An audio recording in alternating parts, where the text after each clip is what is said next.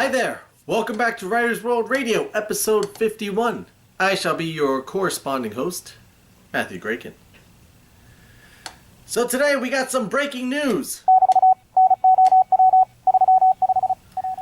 Barnes & Noble has announced that yet again it is restructuring, or it has restructured, its online publishing. This could be interesting news.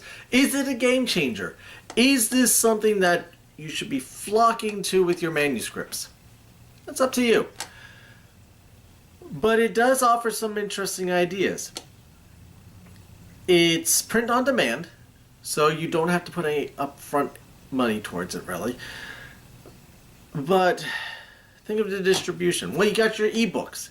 You automatically got your ebooks into the Nook, and now you have physical books that you can do through them.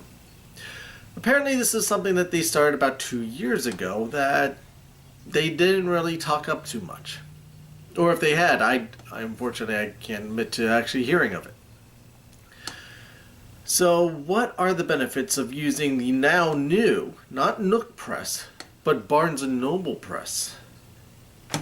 Well, they tell you that they're going to have some of the better competitive royalty options for ebooks priced to over $10. You get 65%. You can that's pretty competitive to what Amazon is offering. But what's the Nook market versus the Kindle market? That's something that you have to keep in mind. What else does it have to offer? Well, on the physical book end, on the printed book end, you have your softcover books in a variety of sizes, just like everybody else. But you can now do a hardcover option, and not just a hardcover with an image on it, like a textbook, but with a dust jacket, like most other books that you will find in the higher end markets. Similar to this one right here, Harry Potter and the Deathly Hallows. So you'll be able to get your own professionally printed dust jacket. Sounds great. Sign me up, you say, right? I've always wanted to do a hardcover book. But let's slow it down a notch there. I was just playing with their new format. They are saying that their new design site is going to be more user-friendly and more intuitive. It's not too far off from what, say, Amazon offers through CreateSpace. But you don't have a cover creator. You have to create your own cover. With some of you, that is not a problem.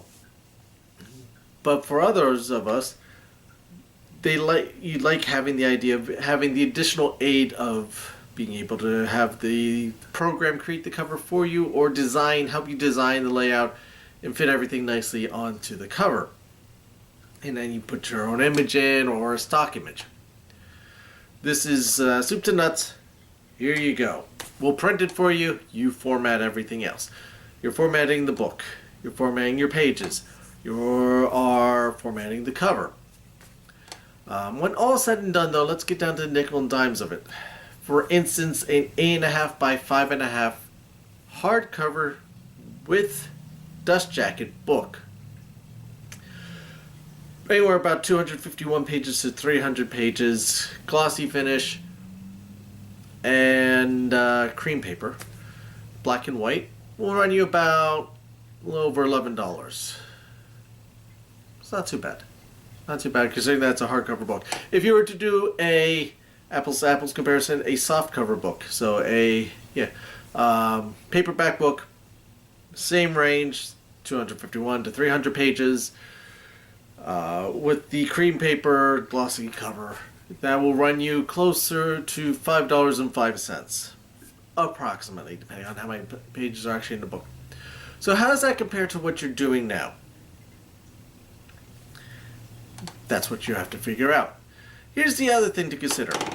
Barnes & Noble is touting the fact that, well, you'll be able to use the extensive network of Barnes & Noble. So barnesandnoble.com, the Nook store, and the Barnes & Noble stores. Not too bad, you're saying. I'll be able to get into the stores. Back it up a second. It says its top authors will have the ability to be able to put their books into the stores. Well, who's that? And not just that, they say, well, you'd also be able to sign up for book signs at the stores. Well, you actually can do that already. But to be able to do it through Barnes & Noble Press, they want you to have sold, well, 500 books within the past year. Get knocking on those doors and working those markets to be able to just sit down and sign a few books in the Barnes & Noble store. Like I said, sometimes you'll be able to actually work that out. If not, go next door to your library and they will do it for you for free. As we discussed in last week's episode. So, some things to take in mind. You're going to have some wider range of product availability. Now being able to do hardcovers and hardcovers with dust jackets that none of the other on-demand printing do not offer. Some of them still do, so it's not completely new. You are just on Barnes & Noble, where Amazon will give you the option of Barnes & Noble, any other website that wants you, Target, Walmart, etc., and Barnes & Noble, strangely enough. You can get your books on Barnes & Noble through Amazon. And then from there, so what else can you do? So something to keep in mind. A lot of people do like using the Barnes & Noble because you just have that prestige of saying, you can find my books on Barnes & Noble. Or it's something that maybe it's a little more direct than Amazon, which has a lot more available on it. Do you use Barnes & Noble? Did you use Nook Press, and are you excited for Barnes & Noble Press? Or are you kind of hesitant on Barnes & Noble Press? Leave the comments below. Shout out on the Facebook, the Twitter, the email. Please, I definitely want to hear from you about this. This is quite interesting, and it does warrant some consideration, of course. So, Twitter, at Matthew J. Graken. Facebook, facebook.com/Matthew J. Graken. Using the hashtag WritersWorldRadio, keep it all connected. And I definitely want to get this discussion going. This is quite some news within the publishing world, where I personally was thinking Barnes & Noble was maybe getting out of it. They're now making a push to be able to be more competitive and more synergistic within their publishing house. Again, if you don't want to do it on the social media, please email me.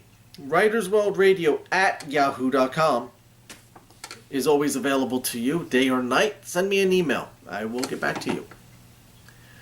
Hope everyone's doing well. If you aren't already, maybe this will give you a push to be able to keep working on that manuscript. Get things done. Again, 10 minutes a day. Get those 10 minutes going. You'll be able to get a lot of stuff done, a lot more than you realize. And just don't give up on yourself, because that story's within you. That story is only within you, because that is your story. Whatever you want to happen in that story, don't hold yourself back. Especially the first edit. First time that you write down the story, put everything in. Any crazy idea. Once you finish, you can go back and see if that really works. But until that point, get through that first writing. Get that first draft done.